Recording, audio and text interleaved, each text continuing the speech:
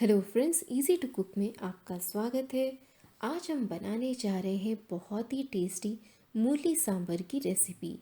ये रेसिपी बनाना आसान है, साथ ही इन सर्दियों में गर्मा गर्म मूली सांभर बहुत ही टेस्टी लगती है। तो चलिए बनाते हैं ये रेसिपी। मूली सांभर बनाने के लिए सबसे पहले प्रेशर कुकर में डालें ये आधा कप मूंग दाल। इसमें आप मूंग दाल का ही इस्तेमाल करें, इससे ये सांभर का टेस्ट बहुत ही अच्छा आता है। मूंग दाल को 1 से 2 मिनट हल्का सा ड्राई रोस्ट कर लें। ये देखिए इस तरह से। अब मैं इसमें डालूंगी 1 गिलास पानी। तो सबसे पहले यहाँ पे हम मूंग दाल को उबाल लेंगे। इसके साथ ही इसमें हम डालेंगे थोड़ा सा नमक स्वाद अनुसार और ये हल्दी पाउडर, और इसे हमें पकाना है लगभग 3 सीटी के लिए। तो सारे इंग्रेडिएंट्स को अच्छी तरह से मिला लें और इसे 3 सीटियों के लिए प्रेशर कुक कर लें।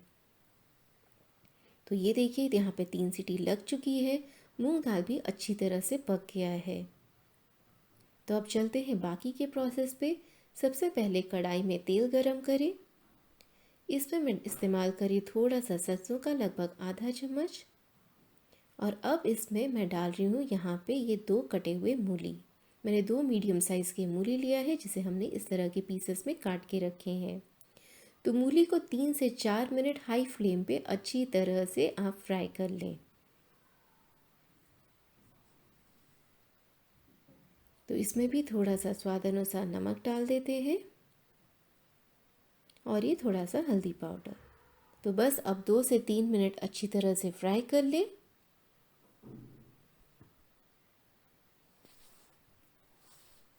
तो ये देखिए यहाँ पर ये मूली अच्छी तरह से फ्राई हो चुकी है। तो अब हम इसे सांभर में डाल देंगे। तो यहाँ पर ये जो मूंग दाल बना हुआ था, इसमें मैं डाल रही हूँ 1 और ग्लास पानी। पानी आप अपने हिसाब से एडजस्ट कर सकते हैं। और अब इसमें हम डाल देंगे ये जो मूली जिसे हमने फ्राई करके रखा था। तो यहाँ पर मूली भी डाल दिया है। अब इसमें डाल दें 1 हरी मिर्ची और ये टमाटर और कटा हुआ प्याज।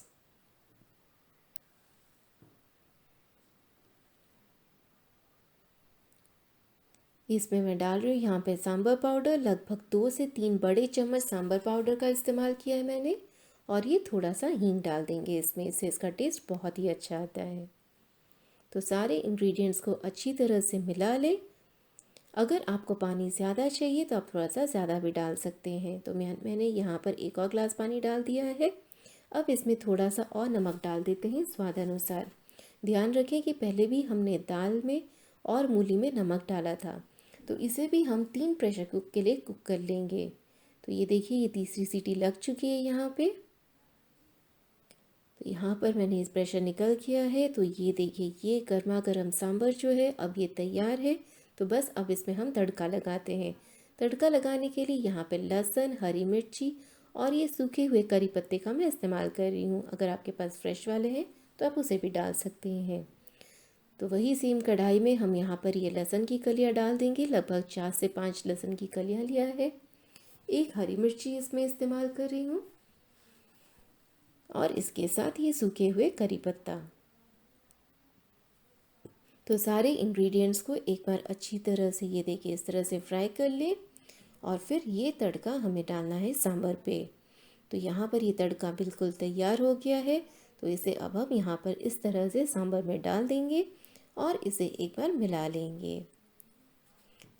तो जैसा कि आप यहाँ पे देख रहे हैं, गर्मा गर्म सांभर बिल्कुल तैयार हो गया है।